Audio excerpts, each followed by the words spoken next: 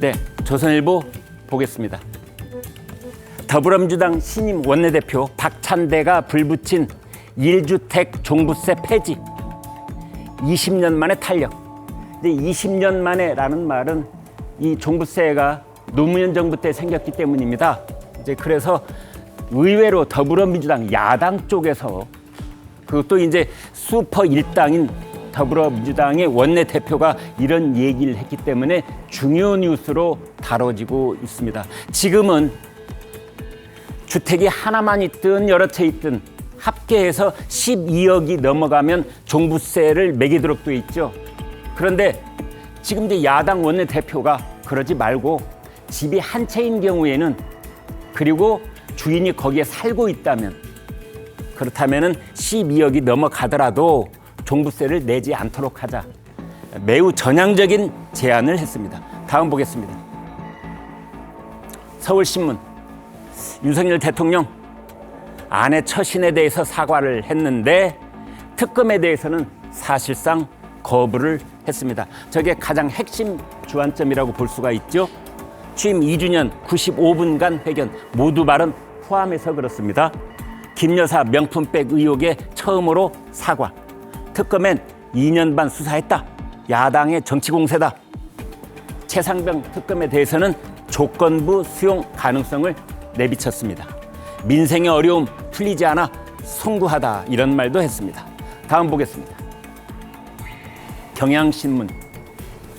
윤석열 한동훈 두 사람 갈등에 오해 있었지만 바로 풀었다. 이렇게 불화설을 일축했습니다. 오해를 풀었다라고 하는 것은 불화설을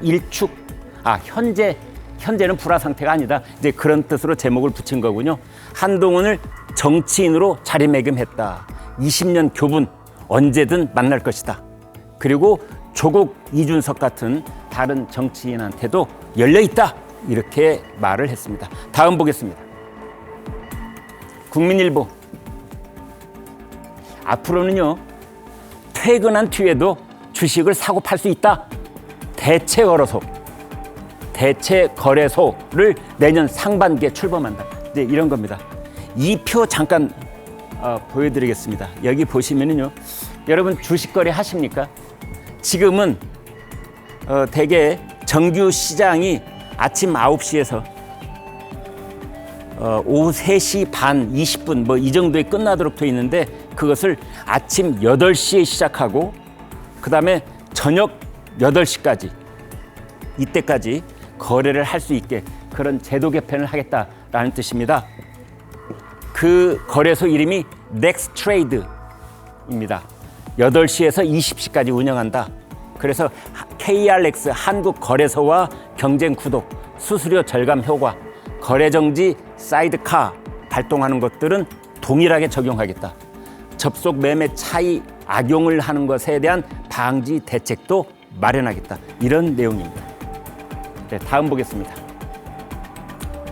아주 중요한 뉴스 하나 말씀드립니다. 전셋값 가뜩이나 뛰는데 2+2 이만큼이 폭등할 가능성이 있다. 이런 뜻입니다. 이게 무슨 뜻일까요? 임대차에 관계된 법이 개정된 지 이제 4년이 돼 갑니다. 올 여름이면 4년이 딱 됩니다. 그래서 그 임차인이 2년이 지난 다음에 계약을 갱신할 수 있는 권한을 갖도록 한 게 그때 임대차법 개정안의 핵심이었는데 그리고 임차료를 올릴 때 5% 이내로 묶어놨지 않습니까? 이제 그래가지고 4년 동안 살고 있었던 전세입자가 이제 나가야 될 4년 만기가 돌아오고 있는 겁니다. 그런데 그 사이에 전세가 시세가 껑충 뛴 상태에 있기 때문에 이제 새로 계약을 할 때는 집주인이 그동안 올려받지 못한 거 이번 기회에 올려받겠어. 이렇게 될 경우에 폭등할 가능성이 있다. 이런 뜻이 되겠습니다. 우리 실생활에 매우 중요한 뉴스 중에 하나입니다. 집주인들이 앞으로 4년 동안 돈이 묶일 것에 대비해서 1억 안 올려주면 다른 이와 계약하겠어. 예를 들면 말이죠. 근데 경우에 따라서는 몇 천만 원, 또 이거보다 훨씬 많은 돈을 요구할 수도 있다. 이런 뜻입니다. 전세 매물이 그런데 25%나 감소하고 있는 상황. 그래서 수급 불균형, 다른 말로 이 언론에서 많이 쓰는 말 전세 대란, 이제 그럴 위험도 있다 이런 뜻입니다. 서울 아파트 전세값 51주째 상승하고 있다. 뭐 이런 내용입니다. 네, 국민일보 보겠습니다. 김건희 여사 가방 첫 고발인 조사. 친북 최재형 목사 이제 비밀 경찰처럼 취재했다. 본인이 한 얘기는 아니고요. 최재형 목사의 변호인이 이렇게 말했습니다. 그러니까 김건희 여사를 만나러 갔을 때 그때 손목시계에다 몰래카메라 장착한 것 등이 바로 비밀 경찰처럼 취재하려고 그랬다. 공익적 목적이었다. 뭐 이렇게 지금 얘기를 하고 있습니다. 최 목사 고발 시민단체 인사를 불러서 13일엔 이제 가방 건넨 최 목사도 소환 조사를 하고 김 여사 소환 시점, 조사 방식도 관심. 이제 사실은 이 부분이 가장 중요할 수가 있겠는데요. 나중에 이제 김건희 여사는 어떻게 조사를 할지 서면 조사, 방문 조사, 소환 조사 등등 얘기는 지금 무성합니다. 다음 보겠습니다. 서울신문. 야당은 김건희 여사 특검 재발의 예고했습니다. 22대 국회 때 하겠다는 거죠. 정치 양극화, 강대강 이러한 대치가 오히려 심화되는 것 아니냐, 이제 이런 우려가 나오고 있습니다. 윤석열 대통령의 소통, 민생 그러한 의지는 긍정평가.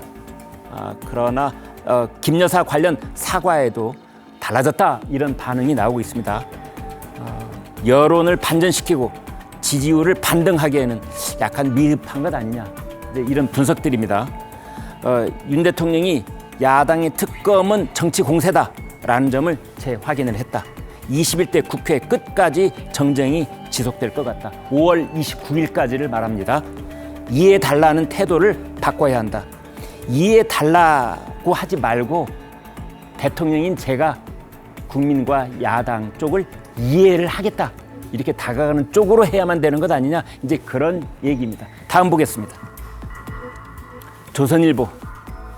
특검 이탈표 단속. 그다음에 17개 상임위원회 원구성. 여기서 제일 중요한 건 이제 위원장 자리를 여야 어느 쪽이 차지하느냐, 바로 이 다툼입니다.